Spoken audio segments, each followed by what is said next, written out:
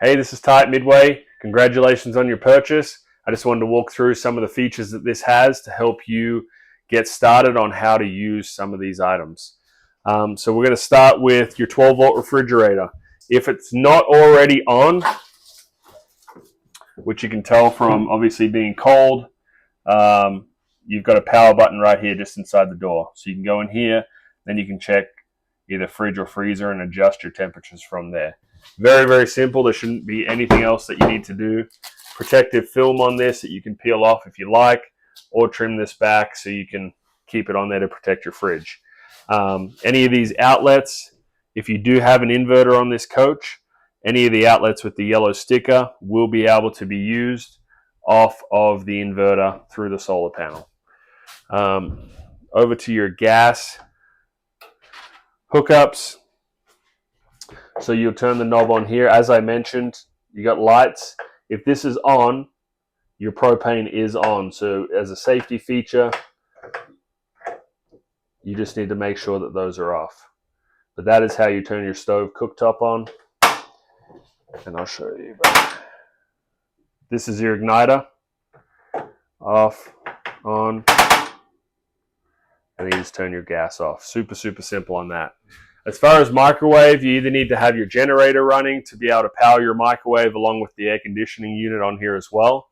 Or if you're plugged into shore power, your microwave and air conditioner can run off that as well. This is your range. All of that runs off battery power, which is nice. Coming up to your control panel. So on the control panel right here, you've got all your lights, your water pump. That will obviously pressure up from the water tank. And then you've got your slide out options. So this slide out here pushes your main slide out. That's in the garage. And then this slide out here is going to push your wardrobe slide out that's in the bedroom. For your awning, you have two awnings on this. So this button right here is for the awning that goes over the patio, which is on the rear of the camper. This awning here is the one that covers your door, your entry door.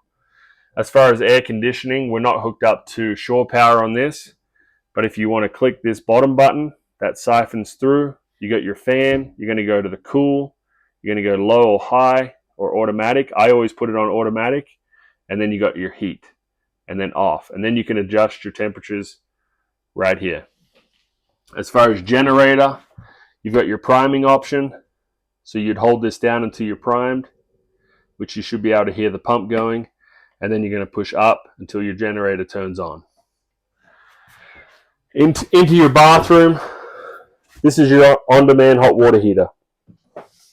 So currently it's on, so there is a power switch on the outside of the camper that has an on-off switch that can control this panel.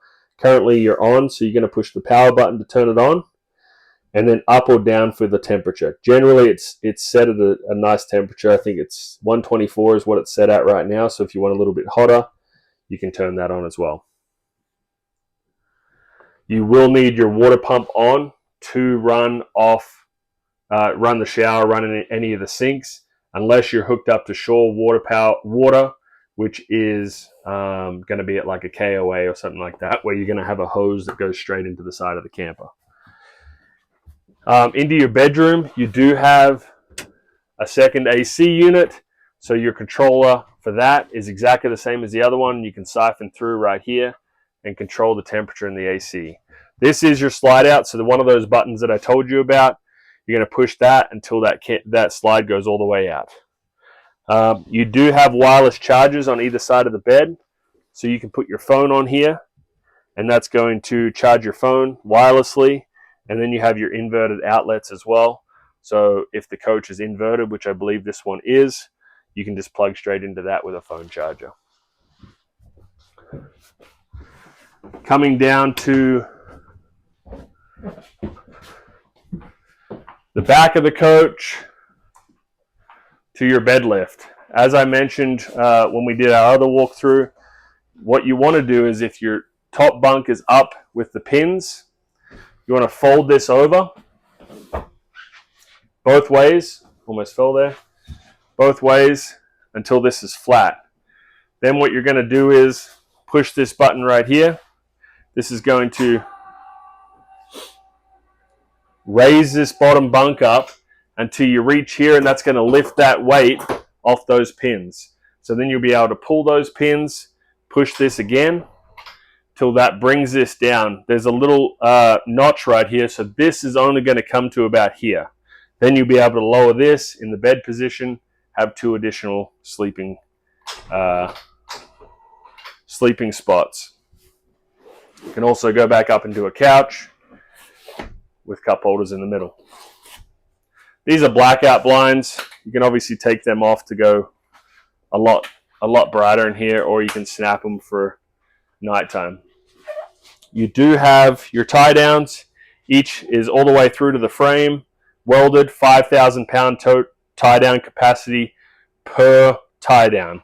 So you've got all the way through to the fridge, all the way back to here with tie downs. You do have your 3-season doors on here. That is an upgrade for this Raptor carbon model. Solid glass on here as well, so you can actually have these closed, put the patio down, so if there's any weather you can keep the rain out and the weather out and keep the sunlight coming in, which is super cool. We'll take you around to the outside, so we'll show you some of the features on that, along with the patio and how that works and is set up. So the nice thing about the Raptor Carbon series is super simple latches. So this actually gives you the option so you can put locks on this, so no one can obviously get in when you store it or if you're away from your camper. You just flip this up, push on this, and then straight up and out of the way. We're going to grab the handle. This is Lundy. He's our local UFC fighter. He's here to help me with the demonstration of setting up this patio. Have you got any weight on that? Nope. So if you see, super simple and how lightweight this is. I got 3 fingers on this, and that's how light this is, because you got the support of the springs over here. So as far as the patio, it's on wheels, so that's going to roll all the way out. And if you look right here, there is like a U connector here to hold this into place, so you don't have to worry about it flopping around if the wind picks up or whatever, given where we live. So you've got Velcros that hold these other sections here, so you're going to unvelcro that. That will come through. I'm standing on it, but it still slips back into place. And then same with this one.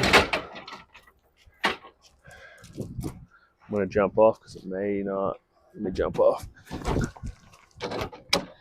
Right there. And then you're going to do same thing, Velcro. And that's going to come all the way back around.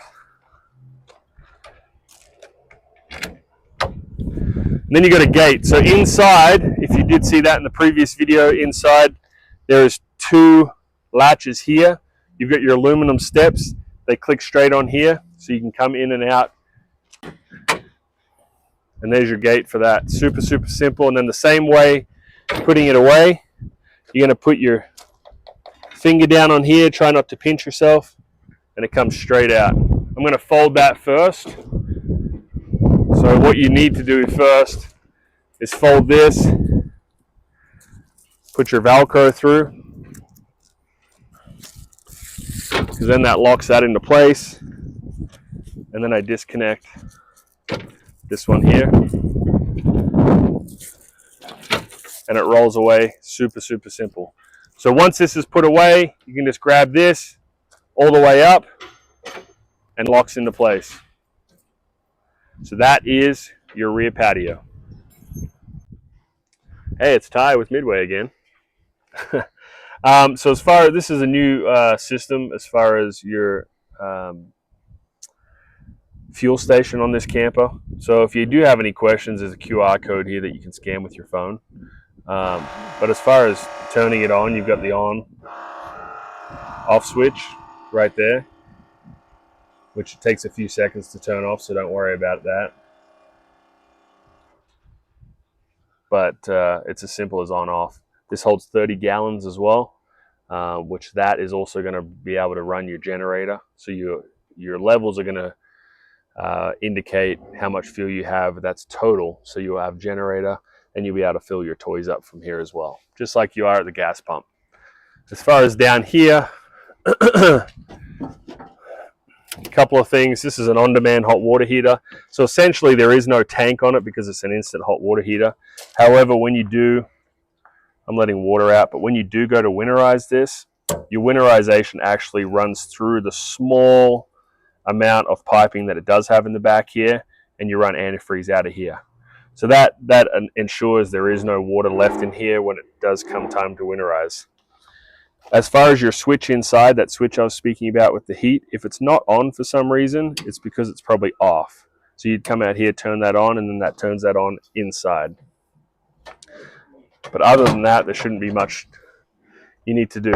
As far as your water controls in here, as I mentioned, a lot of your diagrams right here. So depending on what you're doing, filling your camper, you're at the RV park or anything like that, make sure you run off this diagram.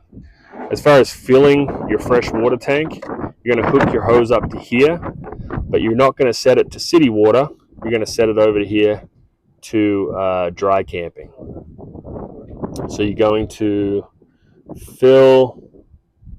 you're going to do power fill tank. So you're going to fill this up here. You're going to go to power fill tank, set it to this. Once you've filled the tank, you're then going to switch it over to dry camping. So then your water pump can actually pull from the tank. These here are your low point drains. So when you want to drain out the lines on your camper, you're going to open these up. So that will drain your lines. These right here are your gray and your black tanks. So when you go to a dumping station, wherever you might go, you're going to pull these handles once you're already hooked up to the ground, and you're going to be able to dump your tanks. Sanitation flush. So this is your black tank flush.